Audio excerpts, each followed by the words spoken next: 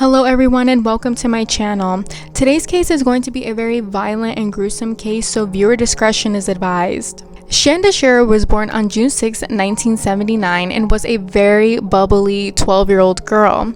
She had recently moved into Hazelwood, Indiana due to the fact that her parents had recently gotten a divorce and her mom just wanted to start somewhere fresh and new with her daughter. Shanda, by all accounts, was a very normal, simple girl, and she was super outgoing and always loved having fun. In 1991, in Shanda's new school, she had gotten into an altercation with another classmate.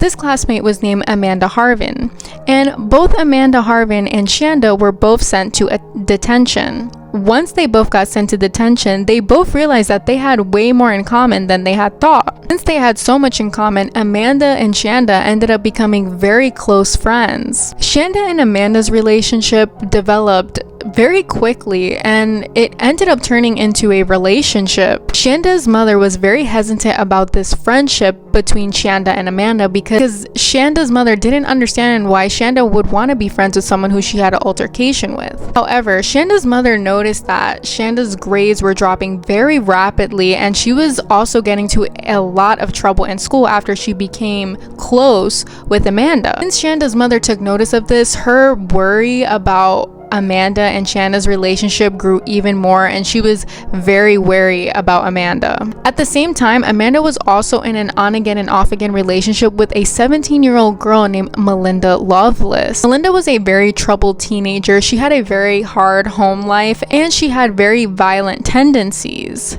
Melinda was also extremely jealous of Amanda's newly founded relationship with Shanda. Her jealousy consisted of her being very controlling and possessive over Amanda. One day in October, Amanda and Shanda actually went to a school dance together, and Melinda actually approached Shanda and had threatened her with violence and had told her that basically she was going to unalive her if she were to see her again with Amanda. Melinda even began writing notes to Amanda and telling her about how much she hated Shanda and how she had so much disapproval for their relationship. It was very obvious that she just wanted so much control over Amanda, and she just simply just didn't like Shanda for just being there. Shanda obviously was very afraid at this moment because keep in mind, Shanda is a young 12-year-old girl and this 17-year-old teenager is literally approaching her and threatening her with violence. So of course she went and she confided in her mother. Make matters even worse, Shanda's mother had found explicit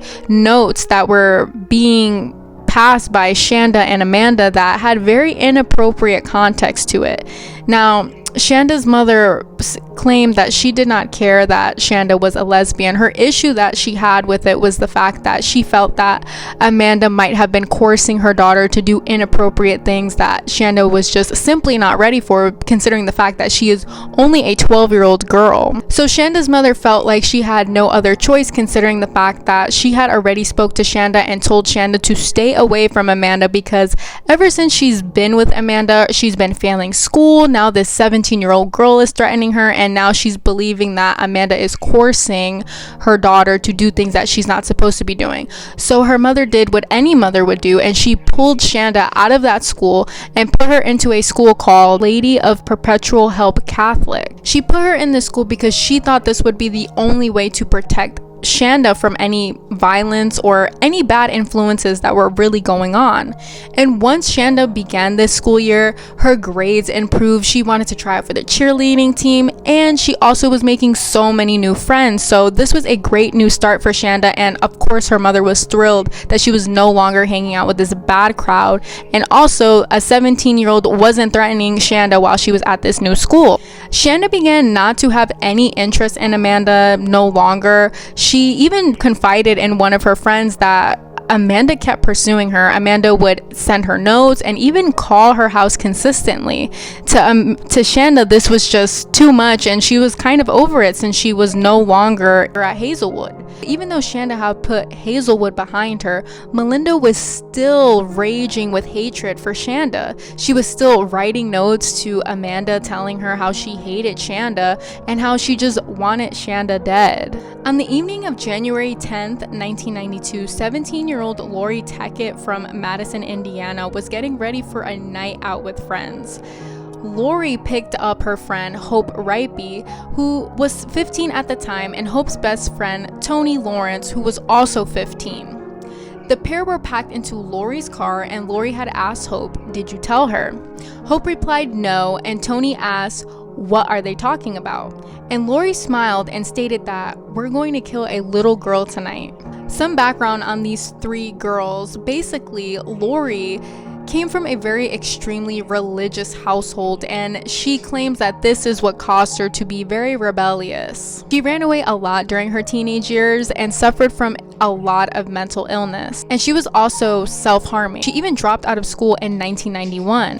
And she also had an immense obsession with hurting people. In fact, she even told someone that it was her destiny to murder someone and do life in prison. Hope Ripey was also from Madison, and her father stated that she was a very impressionable young girl, and she also had self-esteem issues. And her father also stated that she believed that ever since that she started hanging out with Lori, that she just took Lori's personality and made it her own.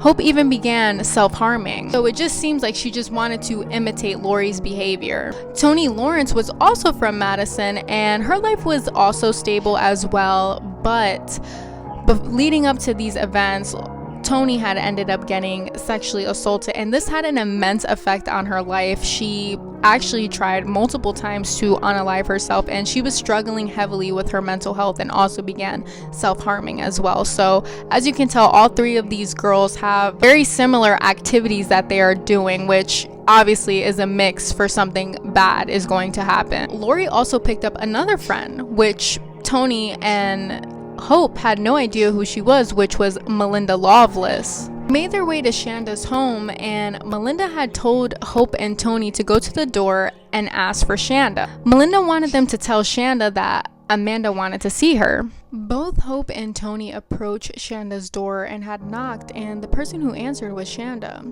Hope and Tony had told Shanda that Amanda had wanted to see her, and Shanda lit up with excitement. Shanda seemed very enthusiastic about the news and had told the pair to come back at midnight because Shanda did not want to awake her family. All of the four girls had actually left and had went to a punk rock concert in Louisville, Kentucky. On the way back from the concert, they actually stopped again at Shanda's home. Tori had explained to the girls that she would not be approaching Shanda's door, and Lori and Hope felt obliged to go up to Shanda's door to try and get Shanda out into the vehicle. When they approached, Hope was invited inside Shanda's home to help Shanda pick out an outfit to meet with Amanda, while Lori returned back to the vehicle. When Lori returned back to the car, she actually explained to Melinda that Hope was helping Shanda get ready and she would help Melinda hide in the backseat of the car. Melinda actually had a large butcher knife and was planning to attack Shanda with it. Moments later, Shanda and Hope had gotten into the car to head towards a place called the Witch Castle, which was a burned out building in Madison. Minutes after Shanda had gotten into the vehicle, Melinda had jumped out from the backseat of the car and actually held the knife to Shanda's neck and had taunted Shanda, saying, "You should have stayed away from Amanda." Girls began to drive down to Witch Castle, and when they got there, they pulled Shanda out of the car and began to violently beat her. Melinda even kicked her with her own knee to her face, which was incredibly painful for Shanda because she had recently just got braces. Hope, Lori, and Melinda all taunted Shanda, saying, "You don't look so hot now, do you? And I bet you'll leave Amanda alone." They continued to beat her, and they eventually tied Shanda up. Melinda did try to slit Shanda's throat, but the blade was way too dull. So Melinda and Lori tried to strangle her, and Shanda ended up falling unconscious, which they all thought that Shanda was dead, so they threw her into the back of the vehicle in the trunk. While driving, all four girls began to hear screaming coming from the trunk, so they pulled over and they began to beat Shanda with a tire iron over her head. Girls then returned to Lori's house and left Shanda in the trunk of the car. However, they began to hear dogs barking outside and realized that Shanda was making noises. So both Lori and Melinda left with the car, and Hope and Tony just stood in Lori's house to take a nap. Over the next several hours, both Melinda and Lori drove around, stopping intermediately to torture Shanda some more. She was beat, stabbed with a paring knife, and sodomized with a tire iron. When Lori and Melinda returned to Lori's house that morning, they believed that Shanda was finally dead. As the sun rose on Saturday, January 11th, 1992, all 4 girls piled back into the car and went to get gasoline.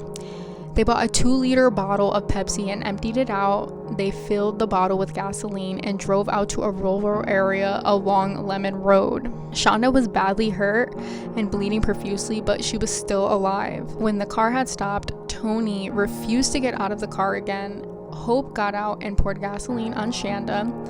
Lori then lit a match and set Shanda on fire, ensuring she would die. Girls left believing that her body would be desecrated. All 4 girls went to McDonald's and had breakfast, commenting how fried bacon matched Shanda's appearance now. Meanwhile, Shanda's family had finally realized that she was missing. They later put in a missing report for Shanda. Later in the evening, Toni Lawrence and her family walked into the police department to tell the horrific story of what just happened to Shanda. Toni explained the events of January 10th and the 11th to the police and confirmed that the person that was found dead on Lemon Road was a girl named Shanda. Meanwhile, Melinda Loveless had already told Amanda Harving what happened and showed Amanda the bloody trunk. She also told her other friends, neither of which reported it to the authorities. Before the day was over, Lori Tuckett and Melinda Loveless were arrested and charged with first-degree murder.